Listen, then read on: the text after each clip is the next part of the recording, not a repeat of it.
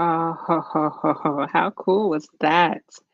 All right, I've been testing out some things and I was like, let me go ahead and try to make a little cute intro because why not? Sounds like fun. Anywho, thanks for being here, friends, today. Welcome to day two, episode two of the CYP show, where we're talking about all things healing, privilege, not really politics, but the state of the world is hurting. So we're just talking about a lot. Okay, this is the second episode, totally unscripted, totally trying to be like, okay, there's Instagram, there's Facebook, there's all of these platforms. And how do I get the work of Check Your Privilege on YouTube? And so it was like, well, why not create like a 20, 45-minute show to go live, to talk, to share insights and aha moments and really have conversations with those of you who support our work, whether on Instagram, TikTok, Facebook, all of the things. There's so many things. It's so overwhelming. How do y'all keep up with all these platforms? Like, that's the question that I have today. How do you keep up with those platforms? Because I'm still trying to keep up, right? So, what are we going to talk about today? Oof, this is such a great question. I think today, yesterday we talked about like white women and transaction and the transactional nature of white women in liberation work and what's happening. And I think today I really want to spend time talking about and discussing, right, like beyond transactions and how to like embrace transformational relationships in the work that we do, right? Because I believe that the work of liberation thrives on relationships. When I say relationships, I don't mean conflict avoidant relationships, but interdependent relationships. Because it's going to be community that saves us, y'all, not the government, not politicians. Like we literally are going to have to go back to the old way. I'm calling it the old way or the old school way, right? Which is the way of trade and barter, making sure your neighbors have what they need, exchanging eggs for milk, having each other over for dinner. Like that is the world in which community cares for each other, right? And but multiple truths can exist, right? So you can like have trust and vote and do all the things around politics and also like depending solely on politics to save us, to support us, to make space for us is actually not 100% healthy in my opinion. Like if I sit here and think that if I vote for said person that everything's going to be great, then I've transacted by voting. So I put a vote in, I went and did a thing and hopefully that thing wins. That's a transaction to me. It's not transformational. And then when that person gets in office, they're just going to keep, they might disappoint me, they might make me happy. Then I'm going to be disappointed and be upset that I transacted my vote for this person to do a job that I hoped that they would do. And I kind of don't want to have hope in politicians anymore. I really want to have hope in community and the possibility of what does it look like to have transformative, reparative community that is rooted in interdependence versus codependent, rugged individualism. But speaking of voting, right? Speaking of voting and speaking of all of the things, and before I like jump into today's conversation, like I want to know, did y'all see what Kamala Harris said yesterday? Like I want to press play. Shout out to The Guardian. Okay, this is property of The Guardian, and I'm just gonna play it and share my screen, and let's watch this together.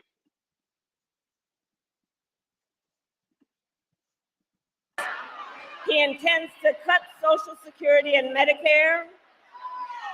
He intends to surrender our fight against the climate crisis, and he intends to end the Affordable Care Act. You know what? If you want Donald Trump to win, then say that, otherwise I'm speaking.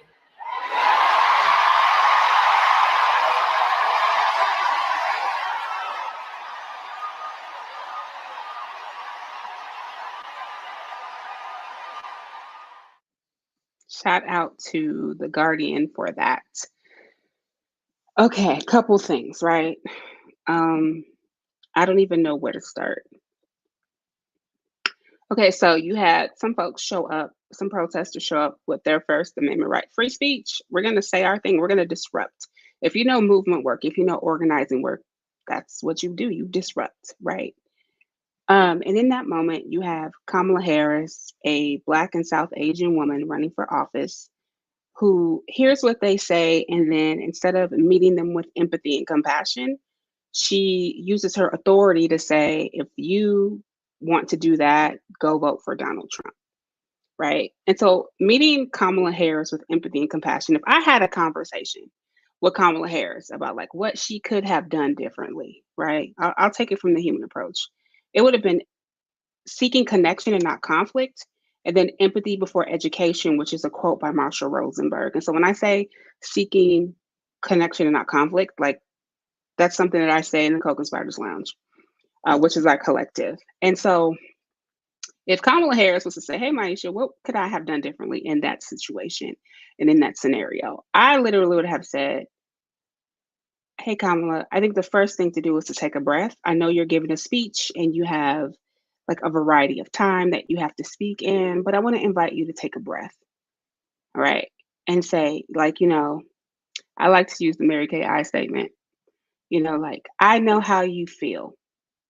I understand what you are speaking for.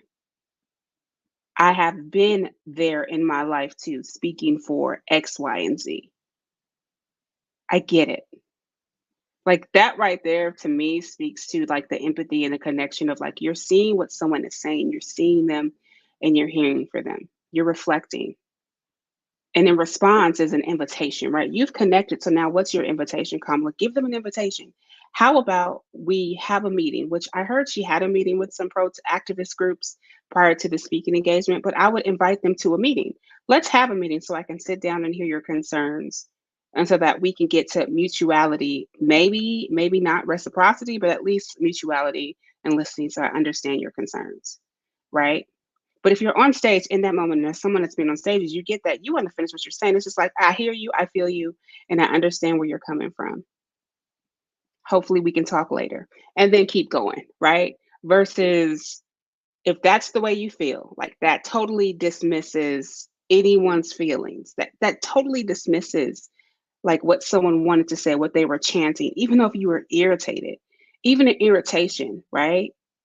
To go from like speaking and trying to ignore it because you can see in her body language she's distracted and she's trying to ignore it rather than ignoring it, that would have been the perfect moment to stop and seek connection because now she has conflict. Now we are 24 hours later and not only are people saying how they feel, which you're supposed to say how you feel about it, but then you're also being anti-black. Can you learn to say how you feel without being anti-black? That is always my question. And I always have curiosity about it. And you're wondering, well, what does anti-blackness have to do with it? Tomorrow we'll talk about anti-blackness. Because for the next 80 some odd days, you're going to see the insidious ways that covert and overt anti-blackness is showing up in this campaign. And we'll talk about that tomorrow. But I definitely think that Kamala Harris could have said something a little bit different yesterday because now you have activists and abolitionists and anti-racists and all of the words, right? All of us who identify towards collective liberation, everyone is speaking up because they're angry, frustrated, we're overwhelmed. Like, how could you? Like, really? And then we have people of other classes like, get over it. It's not a big deal. Like, it's nothing but more and more division, which division leads to fear and it leads to more transaction, which is the point of our conversation today is exploring the difference between transactional activism and a deep committed approach of transformational relationships, right? And so I want to define what I think transactional activism is. I want to understand transformational relationships, look at some key differences, and like give my philosophy of committed activism and some practical steps to move from transaction to transformation. And then we'll wrap up for today. So I think that transactional activism is, or relationships, is a short term, surface level action that's focused on that immediate result and long term impact. So when we think about transactional activism or transacted or performative activism, it's the one thing you can do right now for an immediate result. So I'll sign a petition and everything's fine. I'll donate to Kamala Harris. I'll donate to Jill Stein. I'll donate to Donald Trump, and everything's going to be great. Short term, immediate action. I've raised money for their ads, for their campaigns. I've done a thing. Done. Right? Or I'll post this on social media once. Done. Or I'll go to this protest once. Done. Right?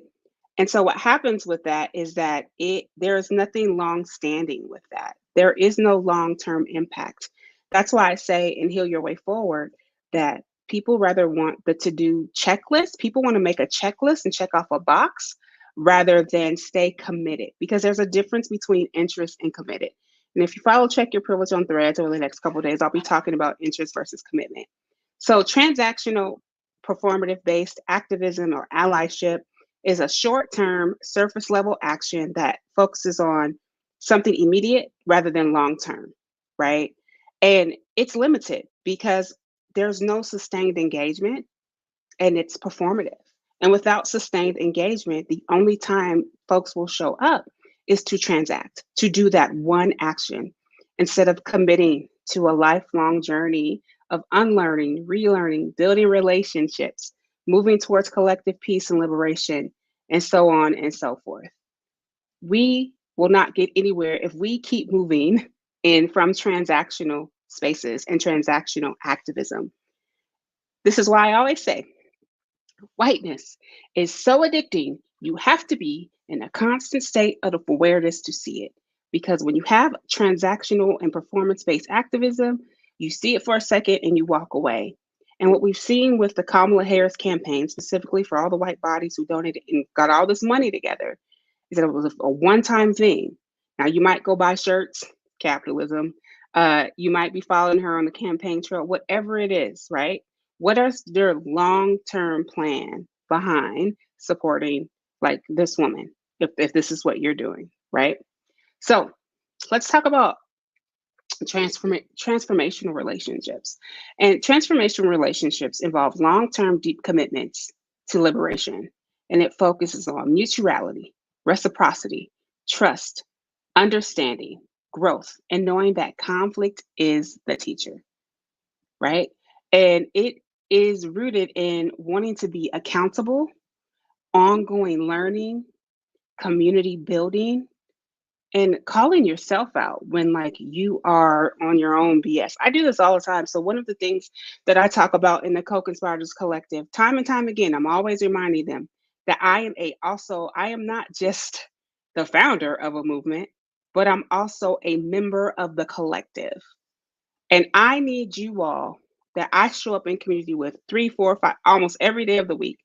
I need you all, when you see me on the internet and I'm getting irritated or overwhelmed, I need you all to call me in. I need you to say, hey, myisha, you told us that if you seem dysregulated to remind you to log off. And it happens. I also want to be seen as a community member and not some guru like leader that can't be held accountable. And I actually require that for members of the collective, because it is so easy to be like, I'm the big black woman in charge, and it's all about what I say and how I feel and what I do and do this and do. No, I'm a community member.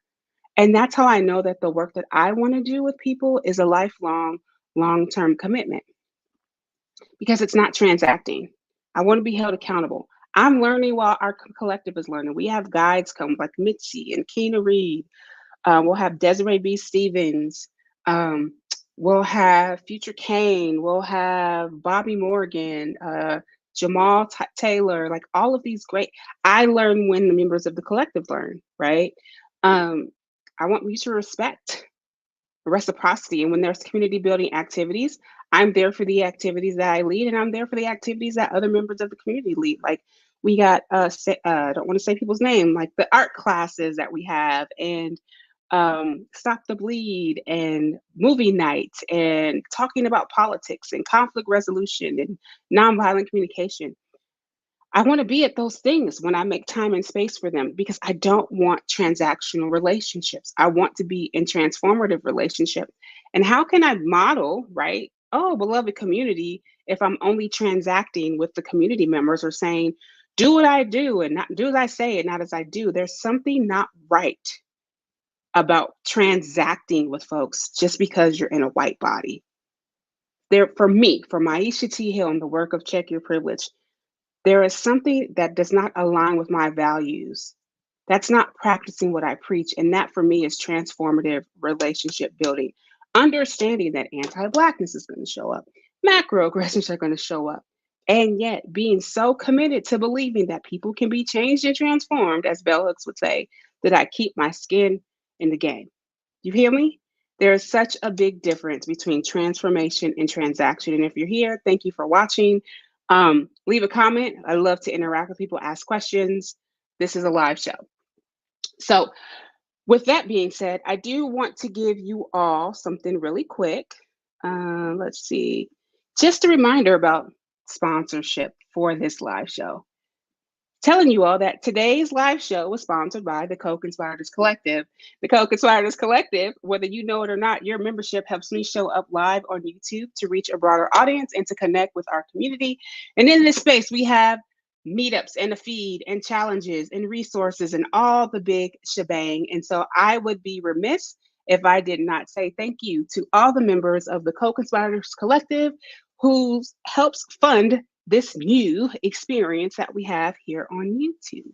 If you're somebody who wants a sponsorship or a shout out, there will be a link below or an email for you to follow up with us. Because what's a show without your community of cheerleaders and sponsors? So back to transformative and transactional relationships. Let's look at some key difference. Okay. Duration of commitment, depth of engagement. Okay. So when you look at transaction is like one time or once every 6 months or once every 90 days, right? A commitment level of someone who's really engaged in this work, your commitment level is like maybe not every day, but maybe 2, 3 times a week. And you're also engaging, like you're sharing where you are in your journey. You're participating in like a book club or a community event. You are showing up for yourself and others. You're participating in mutual aid or action events. Like you are committed and are deeply engaging in a process. You're seeing yourself grow, and other people around you are witnessing your growth in this work, right? And then you can tell you're making an impact. So, for example, the last couple of weeks, like 2 weeks specifically, we have been doing our Wednesday open to all action calls where we're doing mutual aid and time banking. So, we're using our time to use our social media platforms and our emails to invite our friends and family members to donate to people, community members who need our support, whether it's health bills, medical bills. We are getting online on Wednesdays, like Bible study, but it's not a Bible study. That's strange. I said it again. We get together on Wednesdays and we show up as a community and we share initiatives to help make sure that people are cared for, because part of liberation means like unlearning, relearning, decentering yourself and showing up for the collective. And we do that. And it's open for all. There's no charge. It's just show up on Wednesday night. We're going to do this thing. And that's what we do. And that's the difference between transformational and transactional, because if it was just a transaction, we would have just done it one time on a Wednesday. But we're committed and we're showing up over and over and over again. We are committed to transforming the way that we build community. And then we don't just get on and we're not just like sending emails. Like we spend some time getting to know each other and building communities and sharing email addresses, because it's so important to be in transformational relationships while building, unlearning, and relearning the work of liberation. And one of the things I think that's just the biggest barrier is just you don't feel supported. And I got to tell you, after doing this work for 6 years with strangers on the internet, the strangers start to feel like chosen family because you're committed, you're showing up, and you're not transacting. You are believing in change of self, change of others, and you're showing up together. And so for me, I like to think of this as like a philosophy of being committed to the work, being committed, not interested, being committed to the process, trusting the messy middle, right? Trusting the ability of yourself and others as you model reparative future and beloved community. That is what we do. That is what we believe in. So for me, the commitment in this work is sustaining your efforts over time, niching down your journey, having genuine connections, prioritizing the long-term well-being of Black, Indigenous, and all bodies of culture. That is how you know you're committed to this work. Your commitment to this work is not even about how much you do. but it's niching down your journey. I talk about this all the time. People do it their own way. When you niche down your journey, that means that you are super clear on your need. Like maybe you're someone who loves to care for people in hospice. Okay. Where's the hospice facility in the low income neighborhood that you can go to and provide care to somebody? All while being in beloved community, reading books, taking a class, keeping your family engaged in the process. That is the commitment. And I've had the pleasure to work with folks who have been committed to this work for the 6 years. Like since I've been doing it, they've been committed, I've been committed, and you see them niching down and showing up and practicing self-care and reminding me of my boundaries and my self-care boundaries. It is such a beautiful practice and process to see like how people actually care for themselves and are committed. It is because they're committed. They know I got to have a self-care plan. It is because they're committed. They know I need an individualized learning plan because the way that myisha shows up, I can't show up like her. I can't show up like Sam, and that's the practice and the process of the work, right? And then our core values, when you think of being committed to this practice of liberation, is empathy, right? Self compassion. And you know what? You can't give what you don't have. So it's self empathy, self compassion, and self love. And when you can pour that into yourself as you're committed to a practice, you can give empathy, you can give self compassion, right? Or compassion to others, and you can give love. But I am a firm believer in you cannot give what you don't have. You have to trust the process. Okay. And so then it's like, okay, Maisha, I hear you saying all this. We've had this long conversation about transformative relationships and moving beyond transaction. What do you do? Where do we go from here? Right. Well, the first thing is you want to ask yourself is like, let me put this in the chat. Hopefully it stays in the chat. A reflection question for you. Where do you see your efforts aligning? Are there transactional and transformation? Like that's the first question after this whole spiel of a live. Where do you see your efforts aligning? Are they transactional and transformational? And go back and listen to this over and over again. Where do you see your efforts aligning? If all you did 2 weeks ago was donate money to Kamala Harris and that's it, I think that gives you your answer. If you donated money and then went and bought a t-shirt, you're transacting. If you donated money, bought a t-shirt, got Kamala's book, had a book club, found a Black anti-racism educator to go learn up under to work on your anti-racism journey, you are transforming. And you're being committed to that practice, you are transforming. A lot of people say they don't have time. You have time for what you want. If you can listen to true crime podcasts, if you can watch Netflix and chill, you have time. You just get the privilege of choice to choose where you spend your time on. So that first question for you is, where do you see your efforts aligning after listening to this? Are they transactional or are they transformational? That's the first thing I would ask. And I want to give you guys 4 steps to shift from transactional to transformational activism. Okay, let me put them in the comments so you have them. Your 4 steps. 1, continuously educate yourself, unlearn and relearn. Engage with educators that deepen your understanding of not just systemic issues, but individual and collective issues, because there are no such things as single struggles. This is Audre Lorde, who I am quoting incorrectly. Everything is interconnected and you are a part of it. So I have to educate yourself often, unlearn and relearn. 2, you want to build and sustain your relationships. You want to foster genuine connections with Black, Indigenous, and all bodies of culture and other activists. You want to commit long term. You want to dedicate yourself. You want to be involved. You want to get in support. Maybe bring your kids, maybe bring your partner, but sometimes you can't bring them first. They have to see you committed to it and then say, oh, what's that? Because a lot of people say, go tell your friends and your cousins and them to come. And sometimes your friends and cousins don't want to come, and you got to be okay with that too. And then the last piece is to practice accountability. Regularly evaluate your actions and their impacts. So for example, if you're part of the collective and let's say you showed up yesterday, did that make an impact? Yes. Because if you look at the sheet, the spreadsheet, you can see that money was raised, funds were given, right? If you showed up today, we signed in our collective group this afternoon, We signed a petition for Tigray, for Ethiopia. We don't know what's going to happen, but we know we sent those emails and then we just put our hands up because we collectively took action together. And so that's how you know the difference between transformational relationships and transactional relationships in this activism work, right?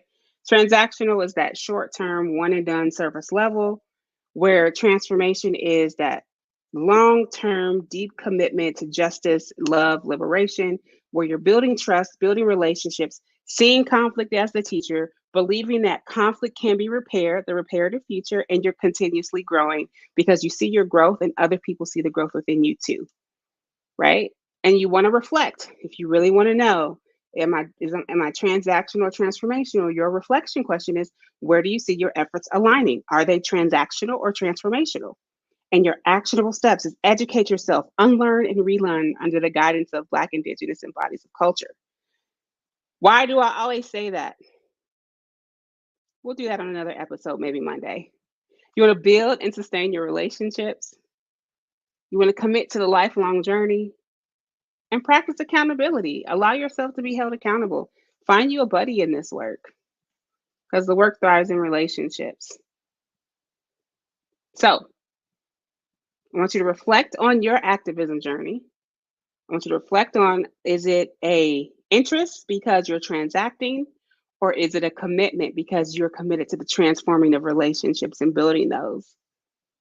And if you got some time, why not come to one of our most upcoming workshops, challenges, or join our collective? We got Recovery from Whiteness coming up. The Show Up Challenge comes up in September, and all types of goodies. So stay tuned, okay? So I want to thank you for hanging out with me today. This was fun. I love doing this. This is so fun. It's like having your own talk show. It's great. And just remember that true change requires commitment, ongoing learning and relearning, genuine relationships, seeing conflict as a teacher, and knowing that a reparative future is possible. So thanks for tuning in. I'll see y'all tomorrow and keep on living into your work. Peace.